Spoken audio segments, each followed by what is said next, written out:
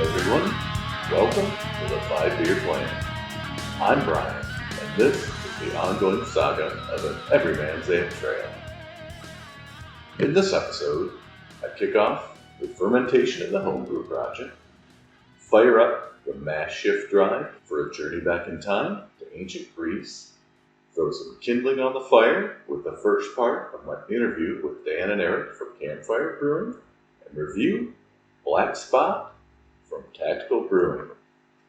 But before we get this party started, here is this episode's burning question. What is your favorite dark lager? According to Untapped, mine is Von Kattenstein, one of my personal favorite local craft breweries, Harry Stuff in Milwaukee, Indiana. Aaron brews up some pretty flavorful beers. I noted that the beer was a thin dark pour with subtle roasted notes on the nose. Great burnt roasted flavors on the palate with a light vanilla finish. There's a fun backstory too. All hail Von Kattenstein. If you've ever had this beer, let me know what you think of it. All right, folks. For this historical segment called Steeped in Tradition, fire up your imaginations and grab a pint, because it's time to step inside the Mash Shift Drive, the only time-traveling contraption powered by grain, curiosity, and questionable garage engineering. Here's how it works. I heat up a historical grain bill, dial in a mash schedule that would make a physicist sweat, and when the enzymes start breaking down starches and the laws of space-time, a shimmering portal opens to another era of beer. So buckle up. Today, we're taking the Mash Shift Drive on a journey to ancient Greece to explore the brews, the stories, and the people who shaped beer as we know it. Let's shift the mash and shift through time. Let's shift the mash and shift through time. Engage.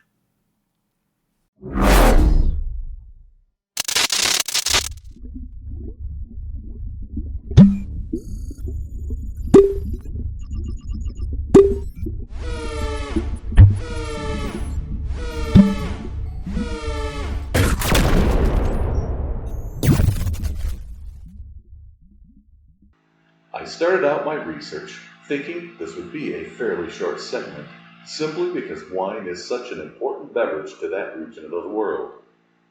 But I was so wrong. So what follows is a tale of two paths. As is the way of the ancient world, the winds of change started blowing across Asia. The Macedonians are making their mark in Western Asia, expanding and establishing their territorial foothold. Amidst all the activity, a prince named Alexander was born in Macedon in 356 BCE. He was not the favorite son among the many children sired by his father, King Philip II. 20 years after Alexander's birth, his father is assassinated by one of his bodyguards. In short, Alexander is proclaimed king, and in 332 BCE, the Macedonians, led by Alexander, took control of Egypt. Part drama, part history, there is an interesting documentary on Netflix currently that indicates Alexander embraced and integrated himself into the Greek Hellenization of cultures on which he conquered. Which brings us to beer. As previously discussed, beer was central to Egyptian culture, and they were expert brewers. So it makes perfect sense that the Greeks would have been exposed to beer. It is thought that because beer was the drink of their rivals, it might even have been rejected by them. Now, if I go back to my elementary school roots, I recall one of my favorite books I would check out from the school library was Galerius' Book of Greek Myths. A wonderfully illustrated and written tome, it was Dionysus, or Bacchus, one of the sons of Zeus and the god of wine and grapes, who was the party animal. Because the home soil of Greece was a prime grape-growing region, wine would have been the drink of choice. Greek mythology does include Silenus, a companion of Dionysus, whom he considered a mentor. Silenus is regarded as the god of beer and drinking, and fun fact, has often been depicted in classical beer art and advertising. Even so, it seemed that beer never really took hold in Greek culture. However, recent evidence indicates that between 2200 to 1500 BCE, Mycenaean Greece appeared to have brewed beer. Though it is true that wine dominated the elite culture, beer was still present. In Greek culture, beer was associated with everyday consumption, the lower social classes, and likely cultural exchanges with regional neighbors. The classical Greek writers even mention beer, brutos or zithos, though usually associated with a lower status drink. As a side note, if you're a beer nerd like me, you might recognize that root word used in the word zithology, which is the expert study of beer, its ingredients, and the brewing process. It is also thought that ancient Greek brewing was even more sophisticated than once believed. Their methods included such things as sprouting grains to create malt, drying malted grains to convert starches into fermentable sugars, and using brewing residues found in vessels to ferment grain-based beverages.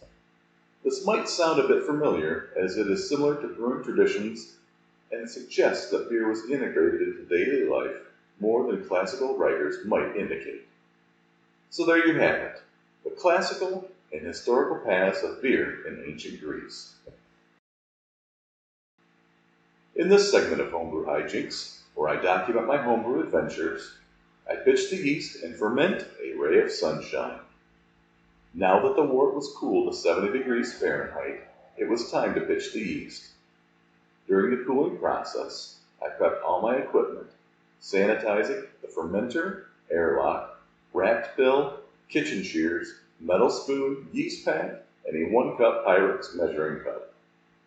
This time, I will be using Fermentis Safe Ale T58, which will impart intense fruity and phenolic flavors, especially banana, clove, and peppery notes. Perfect for a saison. I dipped out 2/3 cup of the wort and took my original gravity reading with my hydrometer. I found it to be 1048, which was a few points higher than expected. This just means my beer will be a little bit more sessionable than expected. Not a bad thing. I carefully poured the wort into the fermenter and then stirred it as vigorously as I could with a metal spoon to aerate the liquid. In total, I gathered 1.5 gallons of wort. I started the brew session on the software and then placed the wrap fill in the fermenter. I then cut open the yeast packet, measured out 5 grams, and sprinkled it on top of the wort. I sealed up the fermenter, added the airlock, and then wrapped a towel around the fermenter to keep it from the light, since it would be sitting on my kitchen counter. The yeast got to work in fast fashion, a characteristic of this type of ale yeast which I didn't realize. I had no idea just how vigorous it would be. When I woke up 12 hours later, the next morning, there was wort in the airlock and remnants of krausen on the sides all the way to the top of the fermenter. I emptied the airlock, reset it, and let the beer set for a couple of days. There was still a large clump of yeast on the surface, so I tried something new. I happened to have room in the fridge, so I placed the fermenter inside to cold crash the beer and encourage the yeast to drop. I left it there for 2 more days and then got ready for the next step. Next episode, I bottle up and taste the beer. Now, it's time for Barstool Banter. In this episode, I throw on some kindling to start my interview with Dan Haskins and Eric Hatton from Campfire Brewing in Westerville, Ohio. This year-old brewery is cranking out some pretty amazing beer. Pull up a seat around the fire to hear how this humble brewery came about, what a typical brew day looks like, and how large a system they have. Welcome to Barstool Banter. I'm sitting down with Dan Haskins and Eric Hatton from Campfire Brewing in Westerville, Ohio. Thank you both for taking time out of your busy schedules to join me on the podcast. Thank you, Brian. Glad to be here. Thank you. So can you tell me what your roles are at the brewery? Well, we tend to kind of overlap quite a bit, but you got Eric here, who we pretty clearly defined role as the master brewer in our place. He definitely takes the reins in that area. I'm definitely more of a kind of jack of all trades.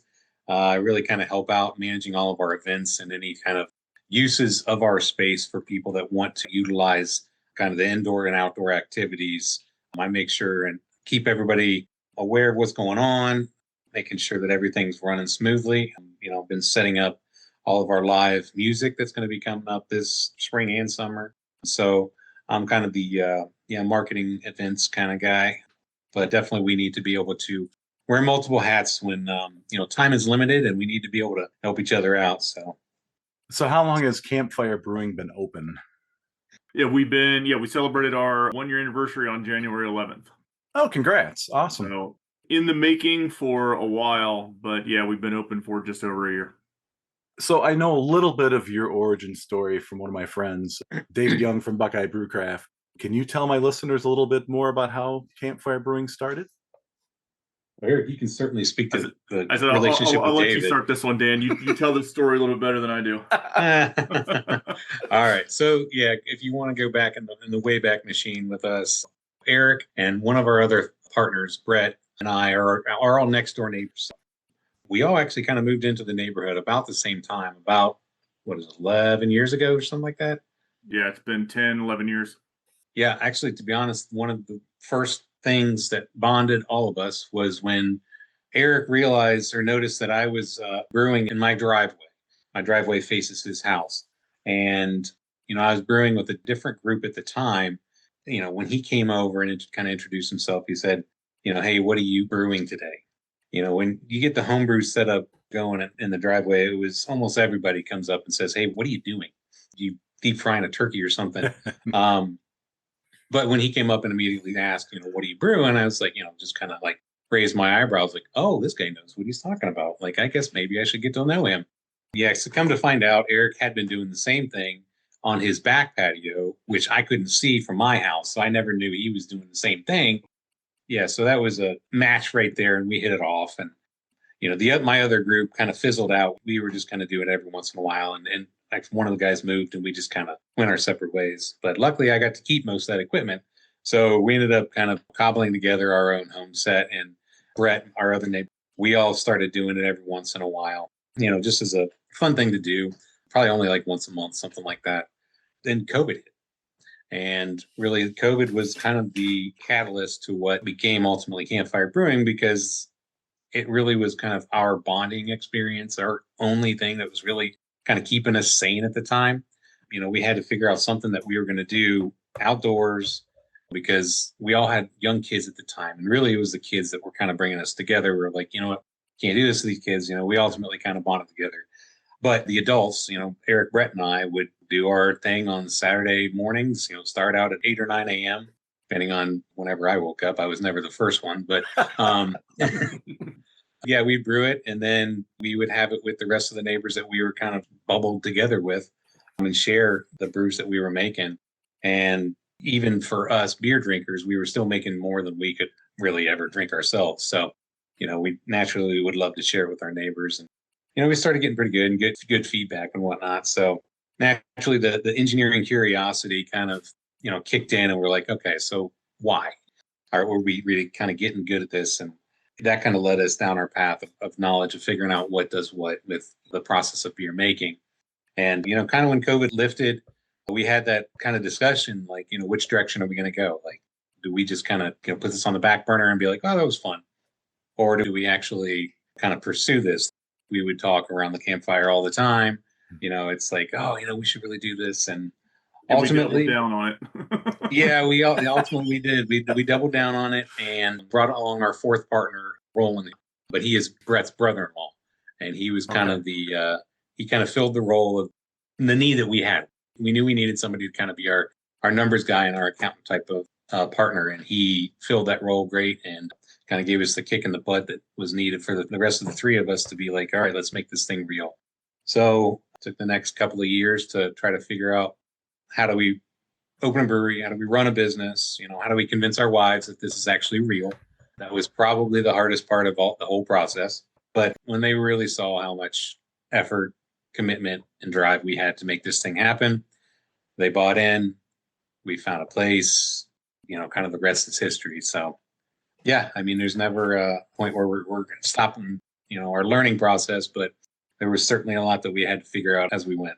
So, Eric, you're the head brewer, I guess, in the situation. Yeah. So, does Roland and Dan, do they both also still help you with the brewing? Or, I mean, how does that work? Yeah. So basically a brew day. So the way we've kind of structured it is Brett and if I'm not there, Brett's running the brew sessions. Okay. I normally run the brew sessions with help from whoever is there at the time. Normally it's Brett, my brother. My son's been coming in and helping us now that he's a little older. But really, it's Brett or I that are running the brew session. And then as we need help, we call in Dan or Roland, or we've got a couple of, like I said, my brother comes in and helps, and my son comes in and helps now. Okay.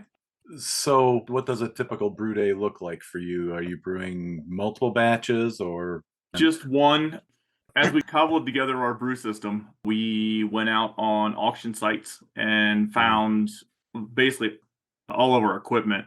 And at the time, didn't really realize what we were getting, I guess, because none of us had done this at that scale. Yeah. We had gone out and brewed a couple times with the guys out at Nocterra, kind of opened our eyes to what we were getting into. But like looking back, I would have done a lot of things differently. A lot of our process is very, very manual. Mashing in takes 2 to 3 people just to mash in. It's all manual. We're stirring the mash tun as we're dumping the grains in. But I guess over the year, we've hard piped a lot of stuff. So a lot of it is once we get the mash in, everything else from that point on can be run by one person. But it's a lot of manual labor up front. So I guess you did ask what a typical brew day. So you normally get in around 8:00 in the morning on Saturday.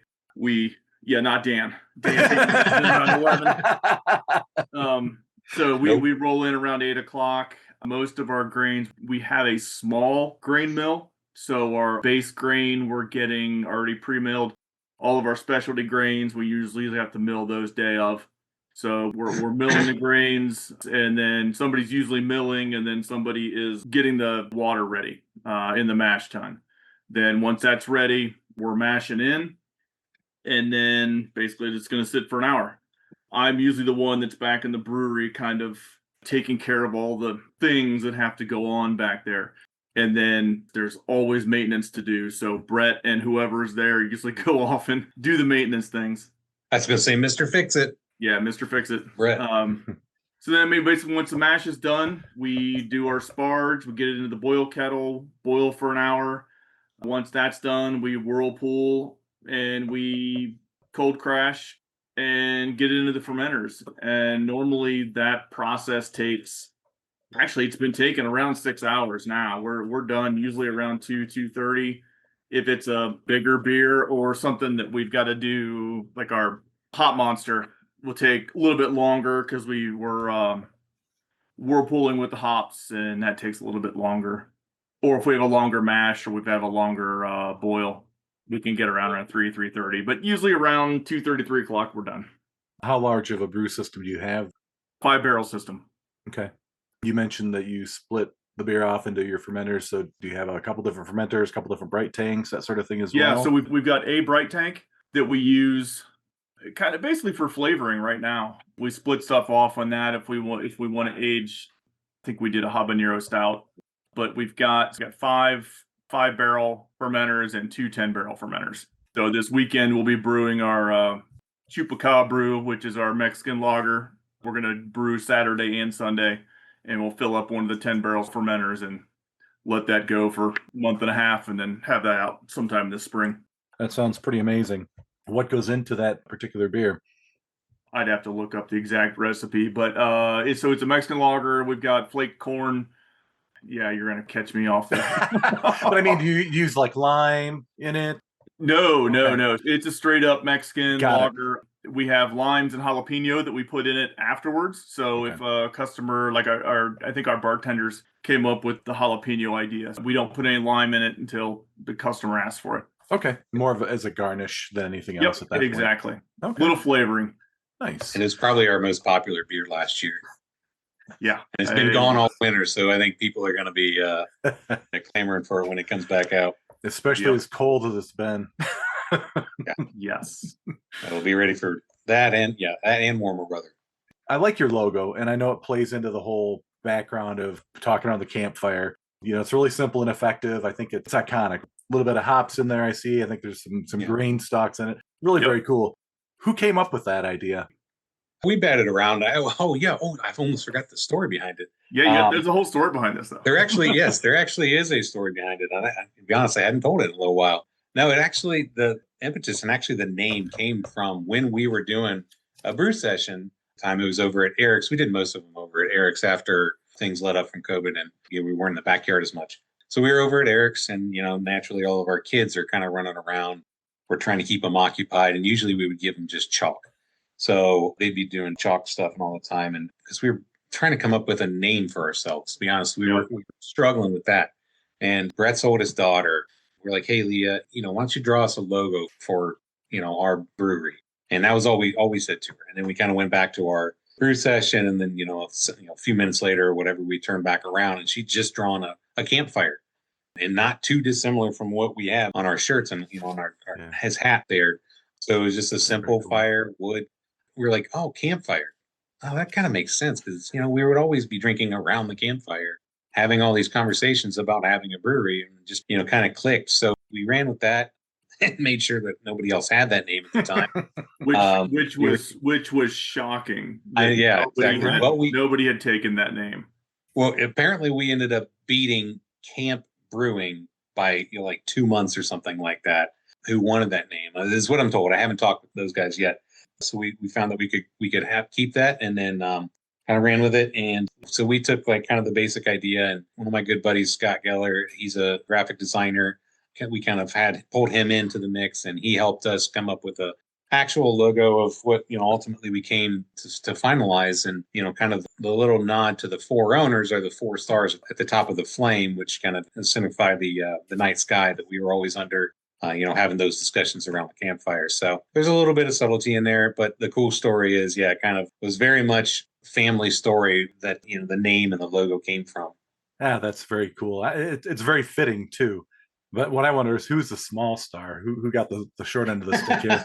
Well, you're talking to the 2 bigger guys. We could tell you. Yeah. So Westerville, northeast suburb of Columbus. Is that also where you all live, where your neighborhood is located? Yeah. Okay. We're 5 minutes away. The 3 of us live a mile and a half from the brewery. And then Roland lives a couple miles away. He lives down south of here just a little bit. I walk over there frequently, ride my bike, and Brett runs, so he runs over there. And so it's right down the street for us. You guys are spoiled. I mean, that's... we are. We are. We had a place that we were set up to go into in uptown Westerville. We were really excited about, and we were 6-8 months or something. We had designs and stuff for how we were going to lay out the insides and everything, and then they just kind of pulled the rug out from underneath us, and it was a real gut punch. That happened beginning of June in 23. We all had vacations and stuff through June, so we all kind of took the month off. When we got back together, it was early July. All 4 of us kind of had a meeting. At that point, it was very tenuous whether or not we actually were going to keep trying to pursue it. And we just happened to open up whatever real estate website that we were using at the time. And I was like, "Guys, have we seen this one before?" And it's it's the place obviously right now. But at the time it was advertised, and it was a car salvage yard. So it was just a dump before we got there. And then we were like, I mean, it's big, it's open, it's concrete. It kind of checks the boxes. Obviously it's hard to see at the time because it's just covered with cars and everything else. So we were like, all right, let's go take a look.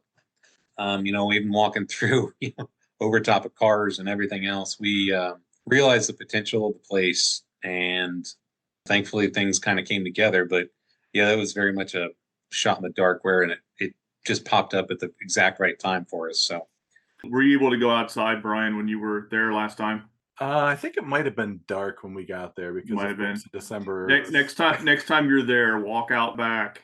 And then imagine the back of the building all the way back to the back of the lot. You could not walk from there to the back of the lot without climbing over cars. There were that many cars in that lot. It was crazy. And a chicken. And a chicken. Yes, there was a chicken there too. It scared the crap out of me when that thing came out from underneath that car. Oh my goodness. I think it was last season I had a brewery on that was in southern Indiana, and they renovated a historic gas station. So they had a lot of remediation that had to be done. Unfortunately, the state took care of it. With all those vehicles there, did you have to deal with anything like that with the EPA or anything? No, thankfully that we Okay. didn't have to do that because everything was already impermeable. It's all concrete.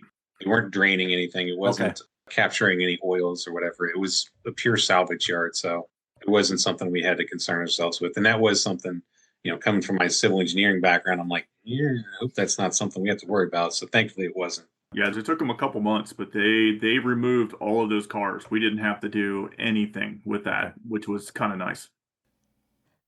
Last call. It's nearly time to wrap things up, but first, one more for the road. This episode, I'm drinking the Black Spot from Tactical Brewing in Orlando, Florida. From the brewer. Collaboration with the Osprey Tavern. Black lager aged on Chesapeake Bay oyster shells. Toasty, umami, earthy, and a light salinity. Without further delay, this is a 5.9% dark lager with a smooth 27 IBUs. So I poured this out into a tulip glass. It poured a very deep dark color with a thick mocha colored head. So on the nose, a little bit of earthiness, a little bit of roastiness, maybe a little bit of toast. First sip impression. Interesting. It's got a medium-bodied kind of mouthfeel.